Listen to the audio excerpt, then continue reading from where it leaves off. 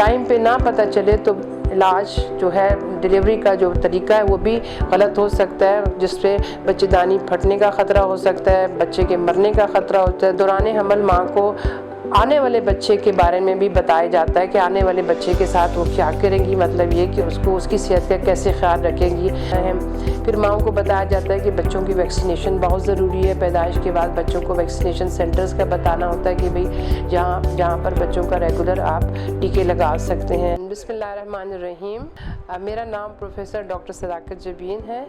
मैं पिछले 30 साल से माँ और बच्चे की निगहदाश्त का जो शोबा है उससे मुंसलिक हूँ। इस हैसियत से मैं रीडिंग हस्पताल में प्रोफेसर रह चुकी हूँ और हेड ऑफ डिपार्टमेंट भी रह चुकी हूँ और इस दौरान हज़ारों मरीज़ों का, हज़ारों माँओं का इलाज भी किया है। आज का हमारा मौजू जो है माँ और माँ की निगहदाश्त हमल के दौरान। हमल का दौरान वो टाइम है जब बच्चा माँ के पेट में पलता है और ये टाइम जो होता है तकरीबन 9 महीने और 7 दिन तक होता है। और इस दौरान जो पेचीदियाँ हो सकती हैं, माँओं को क्या करना चाहिए, किस तरह अपने आप को उन पेचीदियों से बचाना चाहिए, आज की गुफ्तगू में हम इस बात को डिस्कस करेंगे। जी, हमल का जो दौरानिया होता है वो तकरीबन 9 महीने और 7 दिन है। ये वो टाइम है, ये वो वक्त है जब कि माँ मुख्तलिफ मराहल से गुज़रती है।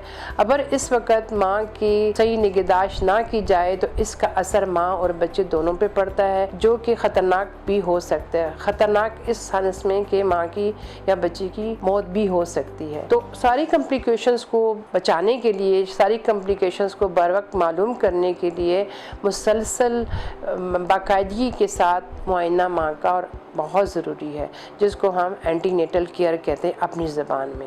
अब माँ के हम क्यों ये करना चाहते हैं, इसलिए सारी चेकअप और एंटीनेटल केयर का मतलब ये होता है कि हम टाइम पे कॉम्प्लिकेशंस को मालूम कर सकें। कॉम्प्लिकेशंस माँ में भी हो सकती है, कॉम्प्लिकेशन बच्चे में भी हो सकती है, कॉम्प्लिकेशन दौरान पैदाइश भी हो सकती है, कॉम्प्लिकेशंस जो हैं वो चीज़ें जो माँ बच्चे की पैदाइश के बाद भी हो सकती हैं। तो अगर बाकायदगी के साथ हमल के दौरान इलाज किया जाए तो सारी पेचीदगियों से बचा जा सकता है। अब उन पेचीदगियों में क्या है कि माँ तकरीबन 80 से 90% औरतों में कोई ख़ास बीमारी नहीं होती है, नॉर्मल प्रेगनेंसी है। हमल जो है कुदरती अमल है जो कि अल्लाह ताला ने एक सिलसिला बनाया है मखलूक को पैदा करने का। अब उसमें बाज़ दफ़ा माँ को कोई प्रॉब्लम या कोई मसले आ जाते हैं जो कि बर वक्त ना देखे जाएँ तो बहुत सारे बाद में मसाइल हो सकती हैं। उसमें मिसाल के तौर पर माँ खून की कमी हो सकती है। अगर खून की कमी को बाकायदा और इलाज ना किया जाए और बर वक्त उसका इलाज ना किया जाए तो पैदाइश के वक्त मज़ीद खून ज़ाया होने का ख़तरा होता है और माँ की मौत हो सकती है। इसके अलावा बहुत सारी माँ की बीमारियाँ जो हैं वो बाज़ दफ़ा नहीं पता चलती, वो घरों में रहती हैं, अपना इलाज चेकअप नहीं कराती, जैसे ब्लड प्रेशर की बीमारी है, शुगर की बीमारी हो सकती है, दिल की बीमारियाँ हो सकती हैं। बहुत सारी बीमारियाँ ऐसी हैं जो कि दौरान हमल डॉक्टरों को पता चलती हैं और वो बाज़ दफ़ा वो ख़तरनाक हद तक जा चुकी होती हैं। फिर बाज़ दफ़ा ये है कि बच्चा जो है सही अपना वज़न नहीं बढ़ सक रहा होता, उसमें हम मालूम करते हैं कि भाई क्या वजह है, माँ को कोई इलाज की ज़रूरत है कि बच्चा जो पैदा हो तो अपना उसका वज़न बराबर हो। बाज़ दफ़ा बच्चे उल्टे पड़े होते हैं, बाज़ दफ़ा बच्चों का वज़न सही नहीं होता, तो वो अगर टाइम पे ना पता चले तो इलाज जो है डिलीवरी का जो तरीका है वो भी गलत हो सकता है, जिससे बच्चेदानी फटने का ख़तरा हो सकता है, बच्चे के मरने का ख़तरा होता है। दौरान पैदाइश जो है वो बच्चा मर सकता है। तो इसलिए बेहतर है कि आप माएँ जो हैं अपना बाकायदगी के साथ मुआयना इस दौरान कराएं और वो किसी भी लेवल पे हो सकता है, क्योंकि हुकूमत ने मुख्तलिफ़ शहरों में बुनियादी मराकज़ कायम किए होते हैं जिससे प्राइमरी हेल्थ केयर सेंटर कहते हैं। उसमें ज़रूर जो तरबियत याफ्ता अमला होता है वहाँ मौजूद होता है। तो आम तौर पर हमारे क्योंकि औरतों को बड़ी अस्पतालों में जाना मुश्किल होता है, उनके जो हालात घरेलू होते हैं, वहाँ से घर से निकलना उनको मुश्किल होता है या माली मसाइल की वजह से वो बड़े अस्पतालों में बड़े डॉक्टरों के पास नहीं जा सकती है। लेकिन कोई भी हामला औरत है किसी भी जगह पे अगर उसको मौका मिलता है अपने चेकअप कराने का, जितना भी दफ़ा हो सकता है पॉसिबल वो अपने आप को चेकअप कराए। इसका ये फ़ायदा होगा कि टाइम पे उसका जो मसले हैं वो मालूम हो जाएंगे। अगर उसको कोई इलाज की ज़रूरत है वो फिर दूसरे अस्पतालों में उसको भेजा जा सकता है। अगर उसके ख़ास कोई टेस्ट कराने हैं वो उसको हो सकते हैं। इस तरह से बाकायदगी के साथ जब हम ये मुआयना करते हैं तो औरतें आहिस्ता आहिस्ता इन चीज़ों को समझ जाती हैं। अब इसमें यह है कि दौरान हमल आम चीज़ें हैं वो ये होता है कि कुछ हम टेस्ट एडवाइस करते हैं जिसमें खून के टेस्ट बहुत ज़रूरी हैं। खून के टेस्ट में सबसे ज़्यादा इम्पॉर्टेंट चीज़ जो होती है वो खून की कमी को मालूम करना, जिसको हीमोग्लोबिन कहते हैं। ब्लड ग्रुप ज़रूर करना होता है, अल्ट्रासाउंड इनिशियल ज़रूर कराना होता है कि पता चले कि बच्चा 1 है 2 है या बच्चे को कोई माजूरी तो नहीं है। बाज़ दफ़ा बच्चे का सर नहीं बना होता, बाज़ जगह बच्चे के टांगे नहीं बनी होती, बाज़ दफ़ा बच्चों के पेट में कोई मसले होते हैं। तो वो टाइम पे हमें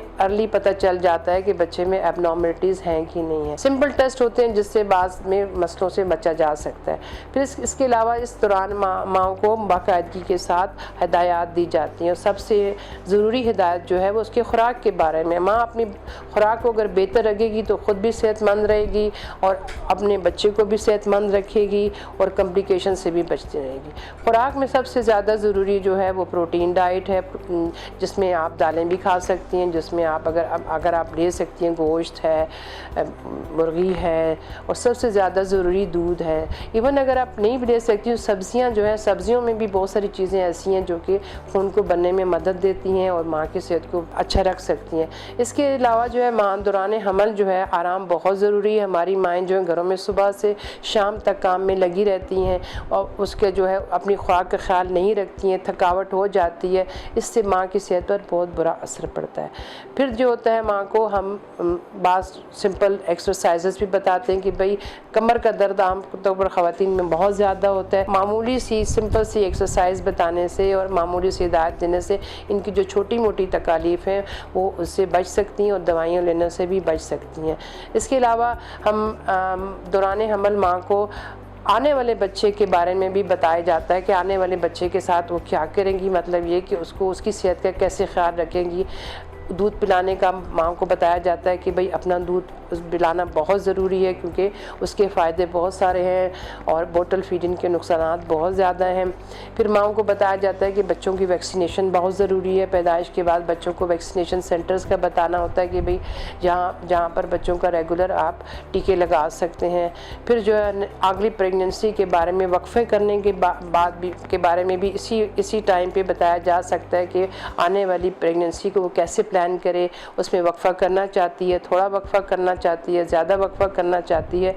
तो ये सारे छोटे छोटे फ़ायदे हैं जो कि माँ को दौरान हमल जो का वक्त होता है उसमें बताया जाता है। इसलिए कि इस वक्त माँ दिमागी तौर पर बहुत सुनने के मूड में होती है, वो बातों को समझ सकती है और उस पर अमल करने की कोशिश करती है। वैक्सीनेशन का भी कहा जाता है, टेटनस टॉक्साइड की वैक्सीनेशन बहुत ज़रूरी होती है जो कि हमारे हर मोहल्ले हर गली में वहाँ पर बुनियादी मराकज़ कायम हैं जहाँ पर जो लेडी हेल्थ वर्कर्स जो हैं वो उनकी बड़ी हेल्प करती हैं। और आपको बताया जाए कि तकरीबन सारे जो तहसीलें हैं और जो सूबे हैं इसमें मुख्तलिफ़ जगहों पे लेडी हेल्थ वर्कर्स जो हैं वो बड़ी तादाद में मौजूद हैं। वो घरों को विज़िट करती हैं, आपको मुख्तलिफ़ किस्म की हदायत देती हैं, आपको टीके लगाने का बताती हैं, बच्चों के बारे में बताती हैं और कुछ अद्वियात भी हुकूमत की तरफ से दी जाती हैं जिसमें फॉलिक एसिड बहुत ज़रूरी होता है, आयरन की गोलियां दी जाती हैं। दौरान हमल कुछ दवाइयाँ ऐसी हैं जो कि हम समझते हैं कि औरतों को लेनी चाहिए क्योंकि हमारे मुल्क में खून की कमी बहुत ज़्यादा है, हमारे मुल्क में कैल्शियम की कमी औरतों में बहुत ज़्यादा है और उसका नतीजा ये होता है कि बच्चों की भी हड्डियाँ कमज़ोर रह जाती हैं, माँओं की हड्डियाँ भी। तो दौरान हमल हम ये कहते हैं कि सिंपल जो दवाइयाँ होती हैं वो आयरन की टैबलेट्स हैं जो कि माएँ ले सकती हैं और अक्सर अमूमन दी जाती हैं। फॉलिक एसिड पहले 3 महीनों में बहुत ज़रूरी है क्योंकि फॉलिक एसिड लेने से जो बच्चे में एक बच्चे के सर के बनने या बाकी माजूरी जो होती है वो रोकी जा सकती है।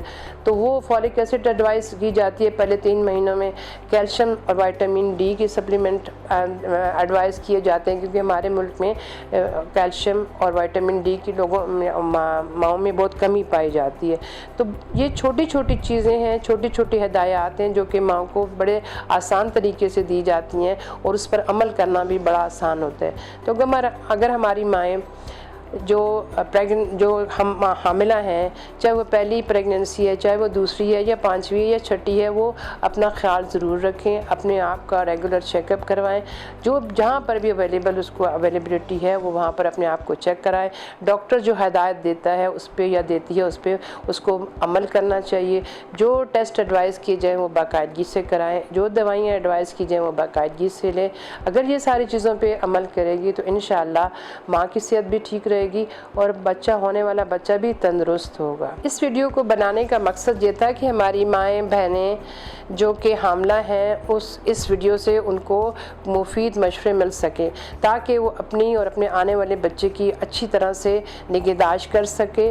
और बेहतर ये होगा कि जो माएँ बहनें इसको देखें वो अपने आगे जो भी उसका सर्कल है, जो भी उसके रिश्तेदार हैं या जो उसके आसपास हमसायों में, घरों में, रिश्तेदारों में माएँ प्रेग्नेंट हैं, उनको भी ये पहुंचाएं कि एक अच्छा फ़ायदा जो है दूसरे को पहुंचता जाए, तो ये एक सदका जारिया भी होता है और हमारे मुल्क और हमारे कौम के लिए तंदुरुस्त माएँ में और तंदुरुस्त बच्चे पैदा करने में बहुत मदद मिलेगी।